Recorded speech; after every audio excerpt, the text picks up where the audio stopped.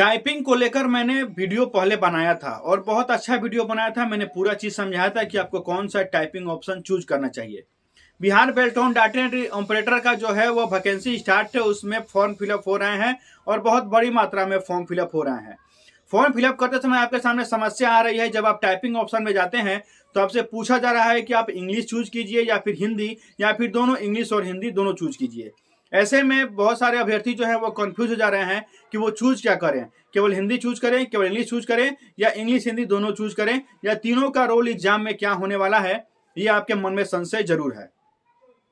बहुत सारे कॉल हमारे पास ऐसे भी आ गए कि जो अभ्यर्थी यह बोल रहे हैं कि उनके जो जहां पे वो कंप्यूटर क्लास करते हैं वहां के शिक्षक ने उनको केवल इंग्लिश टाइपिंग का ही ऑप्शन चूज करवा दिया है और वो फॉर्म सबमिट कर दिए हैं। बहुत सारे ऐसे अभ्यर्थी हैं जो ये बोल रहे हैं कि हिंदी चूज कर दिए हैं, उनका क्या होगा, वो क्या पास हो पाएंगे या फिर उनका मेरिट कैसे बनेगा। या बहुत सारे विद्यार्थी ऐसे हैं जो ये पूछ रहे हैं कि हिंदी इंग्लिश चूज करेंगे तो फिर मेरिट कैसे बनेगा, इन तीनों का रोल क्या होने वाला है, वो बार बार हमसे पूछ रहे हैं। तो आज के वीडियो में आपको हम टाइपिंग से टोटल रिलेटेड चीज, आपका कंफ्यूजन हम दूर कर देंगे। ये वीडियो देखने के बाद मैं एकदम दावा करूंगा कि आपको कोई दूसरा और टाइपिंग पर वीडियो देखने को आवश्यकता नहीं होगी, या आप देखेंगे भी तो आप समझ जाएंगे कि मेरे वीडियो में और दूसरे के वीडियो में आपको कितना अंतर दिखाई देगा। जितना सटीक जानकारी, जितना सही जानकारी मैं आपको बताऊंगा, मैं दावा करूंगा कि आपको और कोई नहीं बताएगा। बन रही है वीडियो के साथ, क्योंकि टाइपिंग का ये हम सेशन चालू करने जा रहे हैं आपके सामने। तो हेलो दोस्तों, नमस्कार, मैं हूं नागेश भारद्वाज। स्वागत करता हूं आपके अपने यूट्यूब चैनल पे। दोस्तों, जैसा कि आप जानते हैं कि जब आप बेल्टोन का फॉर्म भरेंगे तो वहां पे आपको टाइपिंग ऑप्शन पूछा जा रहा है कि आप टाइपिंग किस चीज में देना चाहेंगे, इंग्लिश में, हिंदी में, या फिर हिंदी इंग्लिश दोनों में। तो अगर आपने केवल हिंदी चूज करके अपना फॉर्म फिलअप कर दिया है तो कोई बात नहीं, डरने वाली कोई बात नहीं है। आप अपना हिंदी का टाइपिंग जारी रखिए। अगर आप हिंदी में बढ़िया हैं, हिंदी टाइपिंग आप अच्छा कर लेते हैं, तो आपको डरने की आवश्यकता नहीं है। आप एकदम सही रास्ते पर हैं। आप अपना हिंदी टाइपिंग जारी रखिए, क्योंकि बेल्टोन जो है वह हिंदी पर ही मेरिट बनाएगा। दूसरा, आपने अगर केवल इंग्लिश चूज करके अपना फॉर्म फिलअप कर दिया है तो आपको डरने की आवश्यकता है, क्योंकि बेल्टोन जो है वह हिंदी पर अपना बनाएगा मेरिट। और आपने अगर इंग्लिश केवल चूज किया है तो आपका जब रिजल्ट निकलेगा, जो बेल्टोन रिजल्ट निकालेगा और जो मेरिट बनाएगा, उस मेरिट में, उस पैनल में आपका नाम हिंदी वालों से नीचे रहेगा। अब आप सोचेंगे कि ये पैनल और मेरिट का क्या चक्कर है, तो मैं आगे इसका आपको क्लेरिफिकेशन दूंगा कि आप कैसे सबसे पिछड़ने जा रहे हैं अगर आपने केवल इंग्लिश चूज करके अपना फॉर्म फिलअप कर दिया है तो। दूसरा बात कि आपने अगर हिंदी और इंग्लिश दोनों चूज किया है तो आप सेफ जोन में हैं, क्योंकि आपको किसी एक में पास होना है, दोनों में पास नहीं होना है। या तो आप हिंदी में पास होइए या फिर इंग्लिश में पास होइए, और वहां भी आपका जो हिंदी टाइपिंग होगा वो फैक्टर करेगा कि आप मेरिट में कितना ऊपर जा रहे हैं। तो अब हिंदी इंग्लिश टाइपिंग का मेरिट पर क्या असर पड़ेगा, ये समझने के लिए आपको मैं एक उदाहरण देता हूं। मान लीजिए कि आपने एक फॉर्म भरा, आपने केवल इंग्लिश से फॉर्म भर दिया है, इंग्लिश टाइपिंग से, और मैंने एक फॉर्म भरा, मैंने अपना इंग्लिश और हिंदी दोनों डाल दिया है, और एक तीसरा आदमी है जिसने केवल हिंदी टाइपिंग अपना चूज किया है। ठीक है, अब ऐसे समझते हैं। मान लीजिए हम तीनों आदमी एग्जाम में अपियर हुए। आपने सीबीटी एग्जाम निकाल लिया, आपने इंग्लिश में जाकर 200 वर्ड पर मिनट या फिर 100 वर्ड पर मिनट आपने इंग्लिश टाइपिंग कर लिया। मैं गया, मैं भी अपना सीबीटी पास कर गया। इंग्लिश में मैंने 32 वर्ड पर मिनट किया और हिंदी में केवल मैंने 5 से 10 वर्ड पर मिनट किया। तीसरा पर्सन जो है वह भी गया, वह भी अपना सीबीटी एग्जाम दिया, सीबीटी में 30 नंबर पा लिया, पास हो गया, और हिंदी में उसने अपना 25 वर्ड पर मिनट से ऊपर यानी 26 वर्ड पर मिनट उसने कर दिया। अब जब रिजल्ट आउट होगा तो पास तो हम तीनों आदमी हैं। तो बेल्टोन जब निकालेगा मेरिट लिस्ट, तो उस मेरिट लिस्ट में वो जो हिंदी वाला व्यक्ति है जिसने 25 वर्ड पर मिनट के ऊपर किया हुआ है, वो उस लिस्ट में ऊपर रहेगा। उसके बाद नंबर आएगा मेरा, क्योंकि मैंने इंग्लिश में पास कर लिया है और हिंदी में मेरा 5 से 10 वर्ड पर मिनट है, तो उसके नीचे मैं रहूंगा, और सबसे नीचे आप रहेंगे, क्योंकि आपने जो वो चूज किया है वो केवल इंग्लिश टाइपिंग चूज किया है। तो ये होगा आपका मेरिट बनाने में।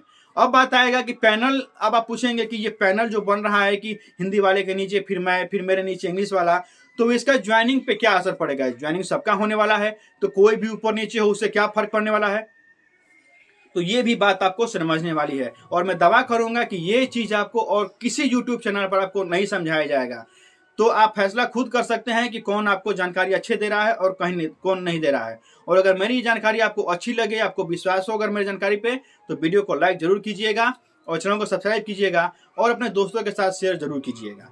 तो आइए समझते हैं कि ये पैनल क्या होता है, और जो ये पैनल बन रहा है कि हिंदी वाला ऊपर, फिर उसके नीचे, फिर उसके नीचे, इसका ज्वाइनिंग पे क्या असर होने वाला है।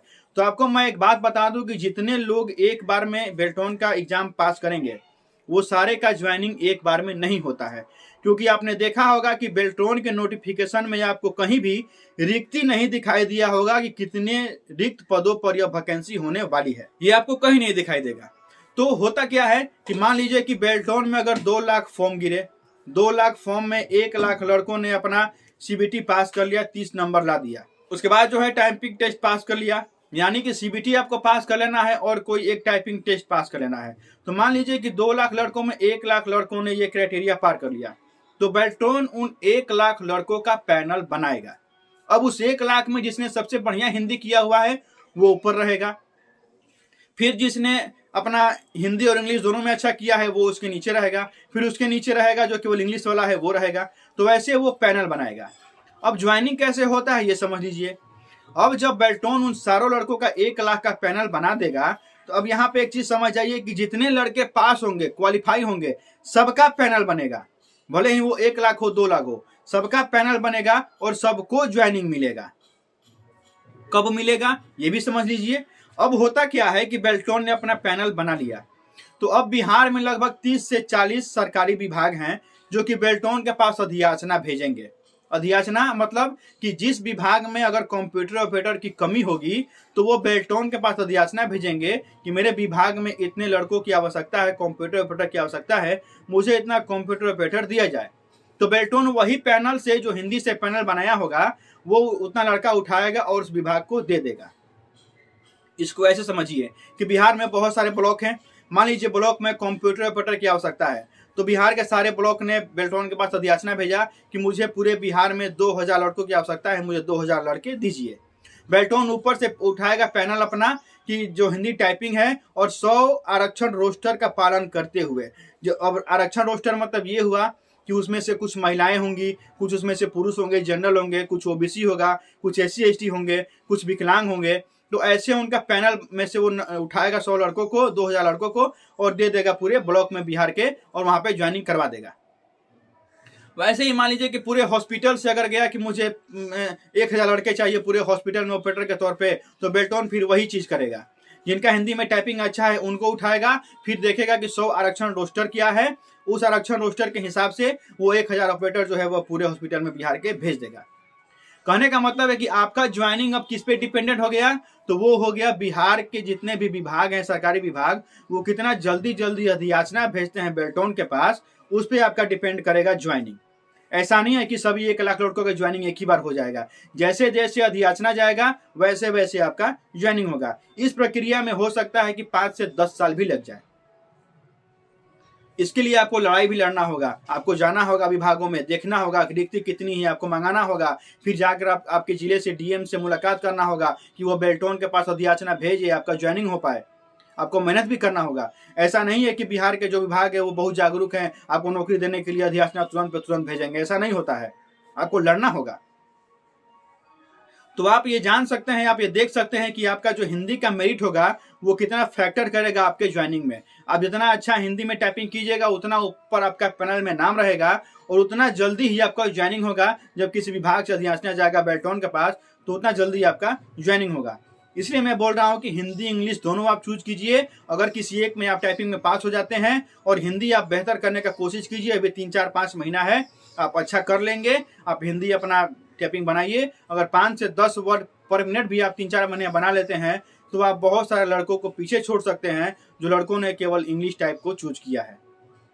तो ये वेरी करेगा आपका टाइपिंग, और ये है पूरा पैनल, ये है पूरा ज्वाइनिंग का प्रोसेस। अभी एक आपको एग्जांपल देता हूं, 2019 में जो बेल्ट्रॉन का वैकेंसी हुआ था उसमें 7311 यानी 7300 अभ्यर्थी, 11 अभ्यर्थी जो है वह पास हुए थे।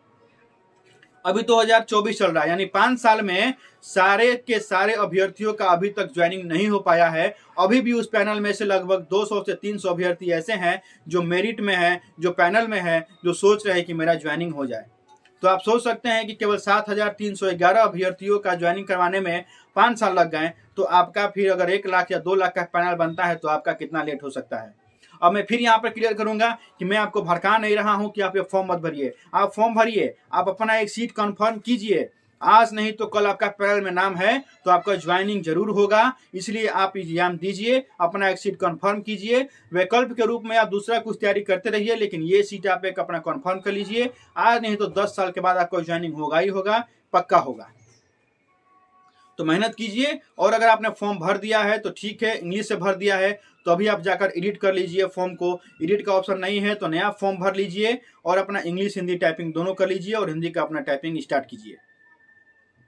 और अगर आप फॉर्म भरने वाले हैं तो आप हिंदी इंग्लिश दोनों का चूज कीजिए। और अगर आप केवल हिंदी में आपका टाइपिंग अच्छा है तो केवल हिंदी भी चूज करके आप आसानी से अपना फॉर्म भर सकते हैं। तो आशा है कि जो भी टाइपिंग से संबंधित आपका कन्फ्यूजन था वो इस वीडियो में दूर हो गया होगा। अगर मैंने कुछ पॉइंट छोड़ दिए हैं तो कमेंट बॉक्स में वो अपना प्रश्न आप डालकर मुझे याद दिला सकते हैं, मैं फिर से वीडियो बना दूंगा। या फिर स्क्रीन पर जो नंबर आ रहा है आप उस पर कॉल कर सकते हैं और हमसे राय ले सकते हैं, हम आपके लिए हरदम खड़े हैं। तो वीडियो पसंद आया होगा तो वीडियो को लाइक कीजिएगा, चैनल को सब्सक्राइब कीजिएगा। बस आपसे मैं यही आशा रखता हूँ। मिलेंगे अगले अंक में, तब तक के लिए धन्यवाद।